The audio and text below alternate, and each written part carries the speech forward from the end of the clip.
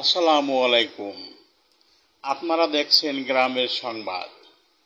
আমি আপনাদের সাথে আছি মোহাম্মদ মাহবুবুর রহমান। সাংবাদিকদের পেশাগত কাজে বাধা দেওয়া যাবে না, হাইকোর্টের আদেশ লঙ্ঘন করে চাকরি হারাতে বসেছেন ঝিনাইদহ পল্লী বিদ্যুৎ প্রকৌশলী মোহাম্মদ রাশিদুল ইসলাম চৌধুরী।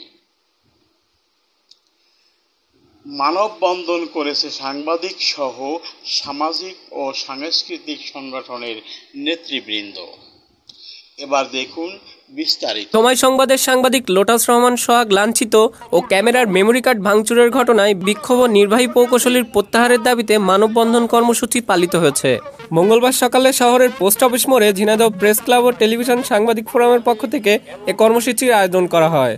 এতে ব্যানার ফেস্টুন নিয়ে জেলায় কর্মকর্তা, সাংবাদিক ছাড়াও সামাজিক ও সাংস্কৃতিক সংগঠনের নেতৃবৃন্দ বক্তব্য রাখেন। বক্তারা বলেন, সংবাদ সংগ্রহ করতে গিয়ে সাংবাদিক লাঞ্ছিত করার ঘটনায় তীব্র নিন্দা ও প্রতিবাদ জানিয়ে দ্রুত ওজোপাটিকর নির্বাহী প্রকৌশলী রাশিদুল ইসলামের প্রত্যাহার ও তার বিরুদ্ধে শাস্তিমূলক ব্যবস্থা গ্রহণের দাবি জানান।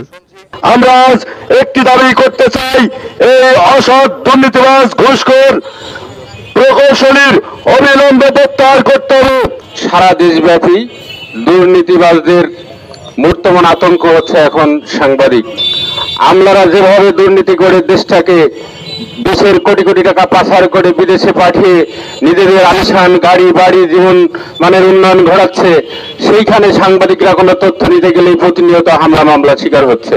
এই রাশিদুল ইসলাম চৌধুরী, সে একজন মানসিক ভারসাম্যহীন মানুষ, এরকম একজন খেপাটে মানুষ, এমন একজন মানুষের হাতে ঝিনাইদহের এই বিদ্যুৎ বিভাগ, এটা গুরুত্বপূর্ণ বিভাগ, এটা মোটেও নিরাপদ নয়।